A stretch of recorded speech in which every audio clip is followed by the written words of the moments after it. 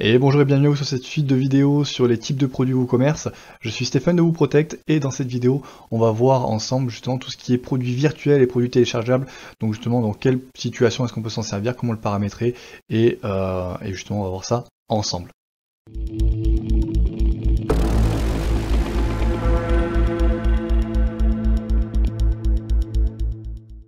Donc pour pouvoir créer son produit virtuel et ou téléchargeable, on va avoir donc du coup besoin de WooCommerce et justement d'aller au niveau des produits.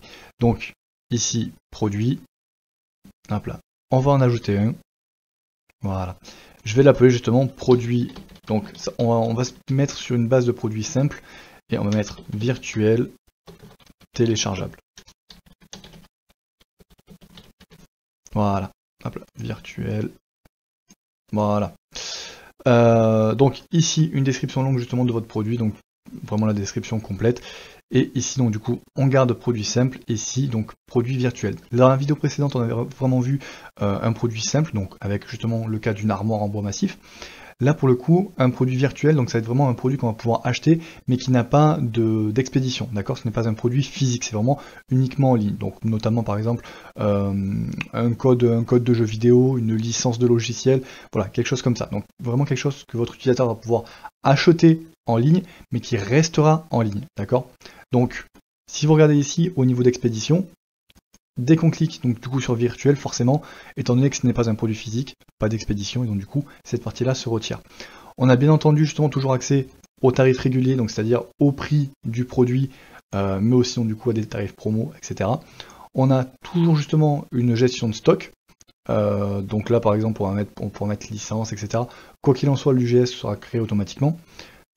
La gestion du stock, si on veut, voilà, si on dit par exemple j'ai à ma disposition 32, hop là, forcément je dis ça, mais hop là, donc 32 licences de logiciels en ma possession, voilà, et pas une de plus. Donc voilà, encore une fois, est-ce que vous voulez autoriser les commandes en réapprovisionnement, etc. Un seuil de stock faible, etc. Voilà. Les attributs, là en l'occurrence, on va mettre donc type de produit, c'est justement pour avoir par la suite une visibilité globale. D'ailleurs, c'est vrai que je ne l'ai pas mis. Donc type de produit, là, de toute façon, on va mettre tout sélectionné, clac, pas visible, on est OK. Voilà. Donc ça, c'est pour le produit virtuel. Donc vous voyez, justement, j'ai mon expédition qui s'est enlevée. Le virtuel, là en l'occurrence, il n'est pas téléchargeable, d'accord? Si c'est un PDF par exemple que vous voulez vendre à vos utilisateurs, il faudra donc mettre virtuel et téléchargeable, d'accord? Donc non seulement il est uniquement en ligne, mais il y a une possibilité que l'utilisateur puisse le télécharger. Donc on pense à des e-books, on pense à des PDF, on pense à des vidéos, à des fonds d'écran par exemple justement qui peuvent être payants. Donc voilà, toujours même chose, j'ai toujours mon tarif régulier, mon tarif promo, mais vous voyez qu'ici, au niveau général, j'ai eu plusieurs paramétrages qui se sont ouverts. Donc je peux choisir du coup mon fichier, donc c'est-à-dire déjà je dis bah voilà, mon fichier téléchargeable, là, en l'occurrence je vais mettre une image, mais ça peut être bien évidemment un PDF, donc ça va être ça par exemple, et je vais pouvoir nommer mon fichier. Donc on va mettre fichier licence, voilà par exemple. Donc en gros mon utilisateur aura donc le nom licence, dès qu'il clique dessus justement il va pouvoir télécharger mon document. Voilà. Si je veux avoir plusieurs documents, bien évidemment, voilà. Et là, dans ces cas-là, mon utilisateur, que ce soit dans son mail ou après la commande, aura tout un listing justement de liens de téléchargement. Il va pouvoir cliquer dessus et directement les avoir. Et bien évidemment, vous en tant qu'administrateur, vous allez pouvoir avoir justement le suivi des téléchargements. Voilà. Donc, on va rester sur limite de téléchargement. Donc, c'est-à-dire, est-ce que votre utilisateur, à partir du moment où il a payé, où il a acheté justement votre produit, est-ce qu'il va pouvoir l'acheter, enfin il va pouvoir le télécharger, pardon, une seule fois, 2 fois, 5 fois, ou vraiment en illimité. Voilà. Donc là en général justement on laisse en illimité, sauf si bien évidemment il y a des spécifications par rapport à votre produit. Expiration du téléchargement, c'est-à-dire est-ce que là en l'occurrence il va pouvoir le télécharger de façon illimitée et indéfiniment, ou uniquement par exemple sur une période d'une semaine, une période d'un mois, 2 mois, etc. etc. Donc jamais, sinon là vous renseignez par exemple le nombre de jours, donc voilà, au bout de 20 jours, là en l'occurrence il ne pourra plus le télécharger. Voilà. État date TVA et classe de TVA, c'est toujours pareil, donc voilà. là vous voyez la différence entre téléchargeable, hop là, pardon, tac, donc téléchargeable ou virtuel, vous voyez que justement ces éléments-là viennent se rajouter. Voilà. Donc on reste en non classé. La description courte si j'en veux une, on va mettre licence de logiciel, plus preuve, je sais pas. Donc, ok, bien évidemment si je veux définir une image produit, je viens ici, là en l'occurrence ça ne nous intéressera pas, et si je mets juste description longue, voilà.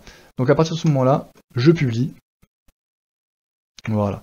Et si je viens donc du coup au niveau de mon front office, au niveau de ma boutique, je vois que voilà, ici j'ai produit simple, virtuel, téléchargeable. Alors d'ailleurs c'est vrai qu'on n'a pas du tout mis de prix. Je reviens ici, on va mettre 59, et on va pas mettre de promo. Voilà. Donc je le mets à jour, j'actualise ici, voilà. Donc quand je viens ici, je vois donc, j'en rajoute un justement à mon panier, je vais voir mon panier, hop là, mon produit simple je le supprime, je vais de ma commande, hop là. Donc toutes mes informations justement qui sont mises là, un petit paiement par chèque justement pour pouvoir être tranquille. Ouais, je vais faire comme ça. Voilà.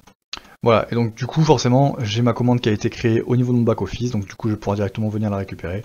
Voilà, elle est ici, je la sélectionne, je vais la passer en cours.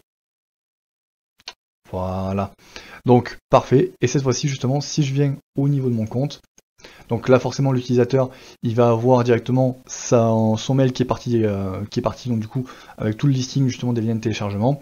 Voilà, et s'il a fait par carte bancaire, et donc du coup où il y a une validation immédiate, il aura directement sur la page précédente. Voilà. Mais sinon je viens ici, commande, voilà, et surtout téléchargement, pardon. Voilà. Donc là justement je vois que par rapport à l'achat de mon produit, je viens avoir donc produit simple virtuel, licence, je clique ici, et voilà. Et là justement je vois que j'ai là. Voilà. Donc du coup, j'ai ici mon image qui s'est téléchargée. Voilà. Bien évidemment, encore une fois, vous pouvez faire la même chose avec un e-book, avec du PDF, avec un petit peu ce que vous voulez. Voilà.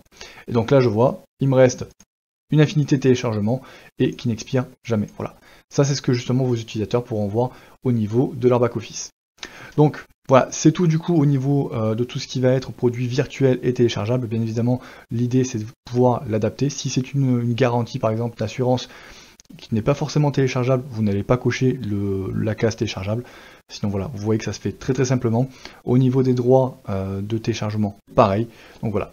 J'espère en tout cas que cette vidéo vous aura été utile, vous aurez appris de nouvelles choses. Si c'est le cas, dites-le en commentaire, ça fait toujours plaisir. Si vous avez des questions, pareil, ça se passe en commentaire, je serai super réactif là-dessus, que ce soit pour vous y répondre directement, ou alors dans ces cas-là pour aborder certains points qui nécessiteraient d'être abordés dans de prochaines vidéos. Voilà. Sur ce, je vous souhaite de passer une excellente journée et je vous donne rendez-vous dans les prochaines vidéos. A plus!